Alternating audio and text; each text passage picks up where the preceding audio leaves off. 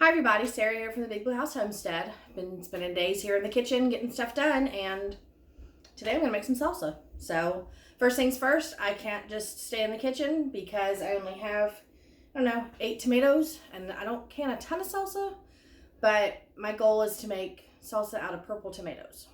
That was my garden goal this year, was purple salsa with purple tomatoes, purple peppers, and purple onion, but I didn't grow purple onion, so I have one. So we're going to get some white onions. But anyway, I'm heading out to the garden first thing because I need to get the ingredients. I do have some tomatoes in here. I'm going to see how many more I can get. I'm also going to grab jalapenos and some onions, and possibly some green peppers and stuff as well. So let's head out and see what we can get to throw into the salsa today. So this is what I'm working with. I've got poblanos and Pinot Noir purple peppers. I've got some green peppers. I've got some long Jimmy Nardellos, some jalapenos. I've got all those tomatoes, which are black Seaman, black Krim, and purple Cherokee. Because I did not remove enough of my foliage around, they didn't turn completely dark purple, and that's the key to getting a very dark colored fruit, is to make sure that the sun gets to it immediately. You can see the difference on this one compared to this one. Big difference. But I've also got some onions and some garlic, and it's all 100% from my garden. So this is the first year I'm able to make salsa 100% from my homestead. So it's pretty exciting. Okay, so I've got you over here on the cutting board. Just going to show you examples of how I cut everything and get it ready. I have so much to process. It's been like an hour video almost. With an onion, you want to cut your core off as much as possible because you really don't want the core, but you can still cut a little slice off of that. And then I just cut it in half. You can do it whichever way you choose, but I just dice those up like that in half. Peppers, I like to come through and cut the tops off and remove as much of this seed as possible. And then that way I don't have a very seedy mess when it comes to all of my salsa. I want a good product and not just a bunch of seeds. And I keep the ends too, fully edible. It'll all go in. You can roast these all whole, but I just find it easier in the long run to work with them this way, and then you don't have to deal with them so much when they're hot, and you can kind of just throw everything together afterwards. So same with the green peppers. I'm just removing the middles. Poblanos, I do the same thing. I basically do that with all the peppers. Well, since these are the 4 bigger ones, all I do in this case is I slice them in half. And that way I have smaller pieces to work with. Eventually you're going to chop this down some more anyway, but just for now I cut them in half. Jalapenos, I just cut the ends off. I will leave the seeds in these.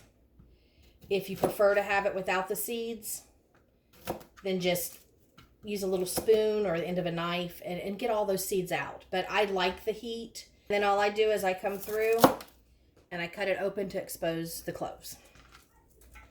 With these tomatoes, I just core out the middle because I never like to put the cores in mine. And I just go ahead and I just remove any of the bad outer breakage, things that are going to, blemish my salsa. If you don't have a tool like this, it's called a tomato shark. Try to find one because I'm telling you, these things are awesome. And I remove the blossom end. And then what I like to do is I like to cut these in half. As I roast them, the skin will peel off easily, and I really don't like skin in my tomatoes. At this point, the choice is up to you, but a lot of times, if I see a lot of this gel, I just scoop it out. I'll get my fingers in there and scoop out as much of the seeds and the gel as I can, because like I said, I don't like a very seedy product. I don't mind having some seeds, but the more I can take out, the better. And so it's kind of fun anyway. Get to stick your finger in a tomato and get all those seeds out. Okay, so I've got all this cleaned as much as I'm going to, and let's show you where to put it and what we're doing next. Okay, so I've got a sheet pan ready. And I'm just going to bring my cutting board over and dump it on the sheet pan. It's okay if things touch. It's good that they do. What you really want is you want a good product in the end, and it's all going to mix with the same flavors. So yeah, just don't worry so much about a mess. But I like to kind of rotate and spread things out. I like to put skin side up so those get nice and charred. And then I have a really good charred flavor. And it gives me that kind of fire roasted quality that I'm looking for. And then I just push it all as close as possible because this pan's going to get filled. And it's going to get filled pretty quick. Okay, oh, I had to turn the fan on. Some of these onions were a little stronger than I expected. But I guess that's from not curing. Anyway, filled my pan. You can see what I've got working with here. I didn't count how many tomatoes I used, but you know, it's kind of up to you how tomatoey you like your salsa. I like mine chunky, so I like lots of tomato, lots of pepper, and lots of onion. But I did use probably 7, you know, small sized peppers. And then about 15 of the jalapenos. But I'm telling you, my jalapenos aren't putting out big ones. They're little teeny. And a lot of them are even smaller. So it was about 15 jalapenos. And if I kind of went through and did the math, I would say there's about 8 large tomatoes on here. I saved 12 tomatoes because I add those in afterwards. But this is now going to get roasted. Now, a trick that I do is I go ahead and add just a sprinkle of salt because it's going to help the skins remove themselves from the flesh. And so if I don't want to put the skins in from the tomatoes and stuff, they'll pull off easier. I've got my oven set to 385. 400's preferred, but because my oven runs really hot, I just do 385. And I'm going to put these in the oven for about 45 minutes to an hour. And I want them to get really nice and like toasty. So I'll keep an eye on them and I'll let you know exactly how long they stay in. But for now, this is what we're doing. And then we get to work on step 2. Okay, I'm over here working on coring out these fresh tomatoes. This is the second phase that I do. This is how I keep my salsa really nice and chunky. A lot of people do it different ways. You could take everything that's straight from your oven and you could just immediately roast it. Take it and throw it into a blender and blend it down. But I like chunky salsa, so I just remove the cores and I remove the blossom ends and I just score them. Now, I did a video on this, so I'll link that so you can see how to prep your tomatoes for canning. And it shows you how to do this method. But what I'm doing is I'm basically putting them into boiling water and giving them a moment to cook, just a few minutes. And then I'm going to take them out and put them into cold ice water and peel the skins off.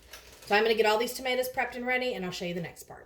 Okay, it's going to be noisy because I've got the water bath canner going and my dishwasher as well. So I'm going to work quick to show you. All these tomatoes are now peeled and ready. And what I'm actually going to do is I'm going to cut them in half. Because again, I like to remove as much of the seeds as I can. And the middle is still not cooked. It's just barely on the outside for the skins. So I'm just going to remove as much of the seed as I can. All right, and now that I've gotten the seeds removed, I'm just going to come through and I'm going to dice these tomatoes into chunks.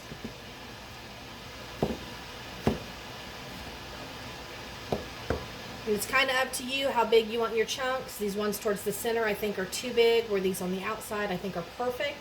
So I'm just going to throw those into my bowl and come through and continue to cut these down.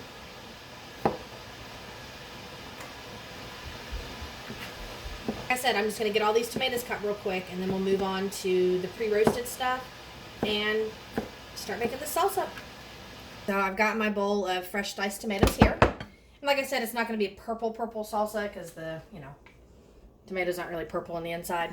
But I got my cutting board ready and my compost ready, and then I want to show you the pan. It's been sitting here cooling for about 40 minutes now, and so it's nice and easy to touch. And that's what you want to make sure of. You don't want hot product. It took about 50 minutes in the oven to roast it down like this. And what you want to do is watch all these skins start to really get blistery and peel away. I've got onions that are soft and a little bit of brown from the caramelization, all of that. Peppers. Skins are going to peel off real easy if I want to take the skins off. So that's what you want to work with. 45 minutes or to 50 minutes in the oven. I said 45 to an hour. But roast them up really nice and good. Some people put olive oil on theirs. I don't, just because I don't want all that oil in my salsa. So I just do them fresh like this. But the cool part is now you can come in and just grab a lot of these peels and just get them off. You don't even have to worry about trying to peel these up real heavy. You can just start grabbing and pulling. Okay, I've removed all the skins from the tomatoes the best that I could. I've taken all the peppers and onions and everything off as well. And what we're looking at now is just this big mess. So that's going to go straight into a pot. Real easy. You can just pour it in there however you want to. I'm going to be a little bit more gentle, and I'm just going to use my hands. I'm just going to put all these tomatoes in. They are not chunked up or anything. They're very soft and will fall apart. So I'm just going to put them in as is. And you can see, even after cleaning all those seeds out, that's how many seeds I still had. So if I didn't clean all those seeds out, you can imagine how much would actually be in here. It's a lot of seeds. All right, so I've got all this put in, and I want to save this juice and put that in as well. So I'm just going to pour my pan in. Okay, so all of this stuff is separated. And all I'm basically doing now is any of the tougher skins that are still left on the onions, I'm going to remove. See how that is? It's not coming apart really well. I don't want to eat that. That's going to be hard to chew. So I'm just going to come in now, and I'm going to just dice these up. And I'm adding them into my bowl of tomatoes. I don't want to put those into my pot yet. And with the jalapenos, I thin dice.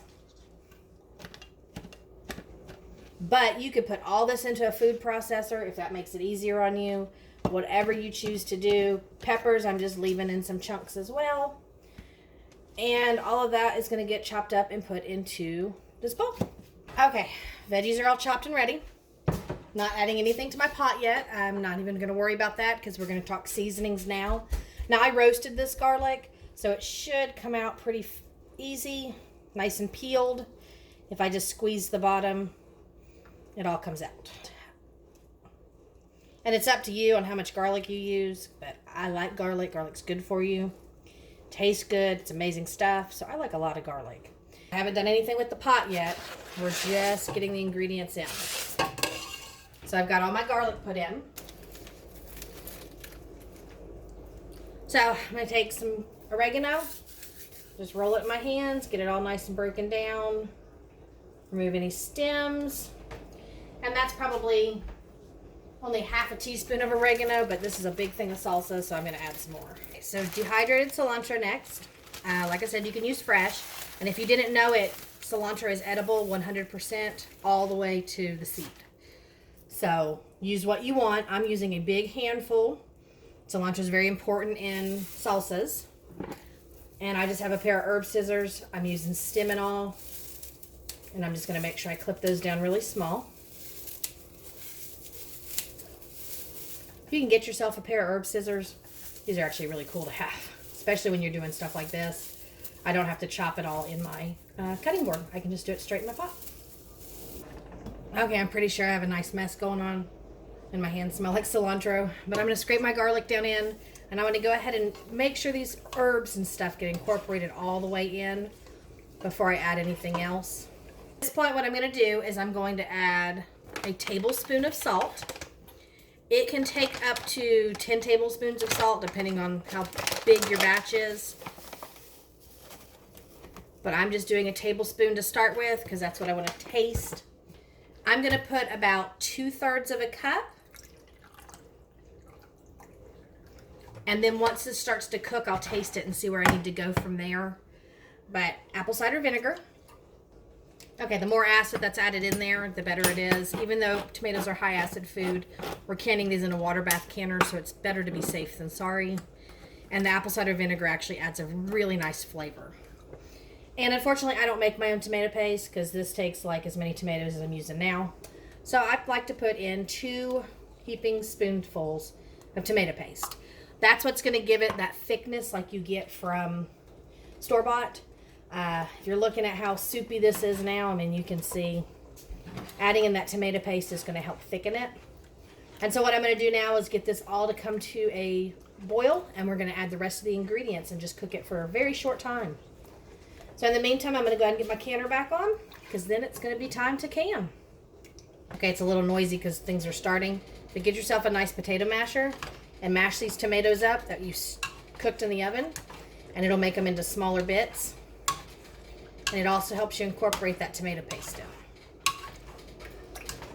Okay, I have my pan on high because I wanted it to come to a boil. Don't ever walk away from tomatoes when they're on high. They will bubble and they will just spurt everywhere. So you want to make sure you constantly stir. Mine are starting to come up to a boil now. So it's time for me to cook this for about 3 minutes. That's going to infuse all those herb flavors in and all that garlic, and it's going to help the salt dissolve a lot better and everything. And it's looking like salsa. Okay, I'm going to try to do this quick, but I'm going to add in all the chopped veggies and the other tomatoes now. And I'm going to stir this all in together and incorporate it really nicely. I'm going to make sure all those herbs and everything from the bottom and the cooked tomatoes are incorporated with the fresh tomatoes. And since all of my peppers and onions and stuff are cooked, I don't have to boil this as long. I'm just going to boil it for about 8 to 10 minutes just to get those flavors cooked in and this whole pot nice and hot. And in the meantime, I've got my jars in my water bath canner. Okay, it's been cooking for about 5 minutes. I want to go ahead and taste it to make sure I don't need to add salt or anything like that. I'm not going to worry about the veggies themselves. I just basically want the juice to taste.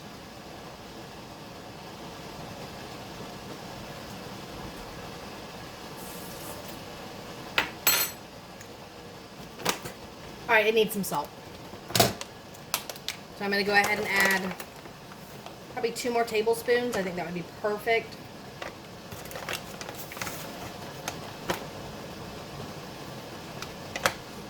And then, because it's high in acid, it's going to have that tartness, that bite. So I'm just going to add a little bit of sugar, just like a tablespoon, 2 tablespoons worth.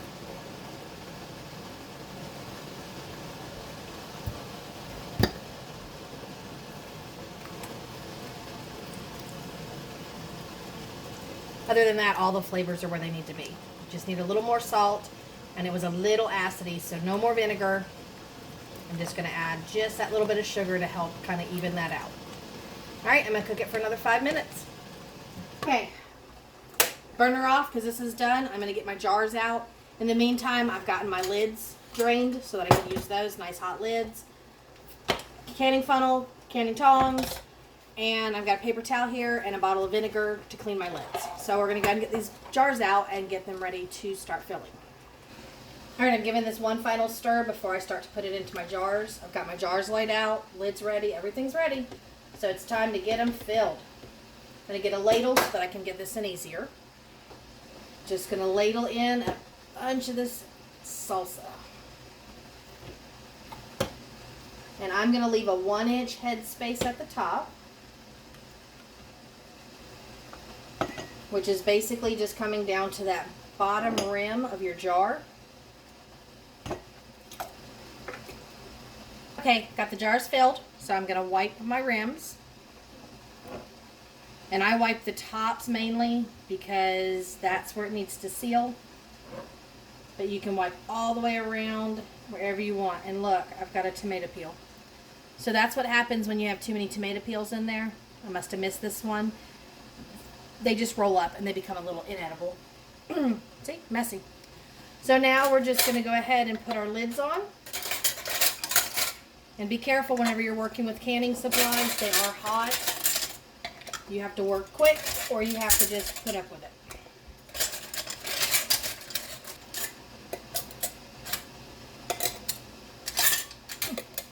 And then I'm just going to tighten these fingertip tight, which means I'm just basically tightening them to grip, not any farther than that. I don't want them to be too much. Now they are hot, so if you need to, get yourself a towel, because I've done that in the past and I've been canning a lot, so I'm used to this week. But yeah, you really don't want to burn your fingers too much. Ooh, hot stuff. All right, and now I'm going to put them into the water bath canner and we're going to process them.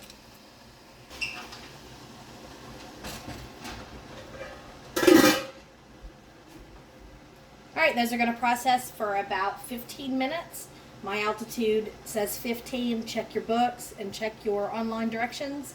If your altitude is higher, then you're going to have to process it for 20. But 15 minutes is all we really need because the product's cooked.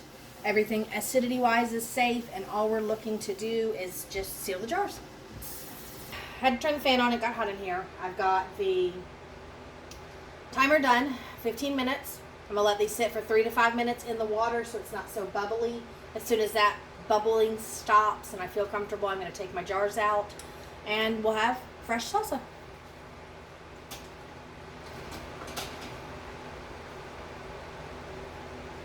Look at that. Nice chunky salsa.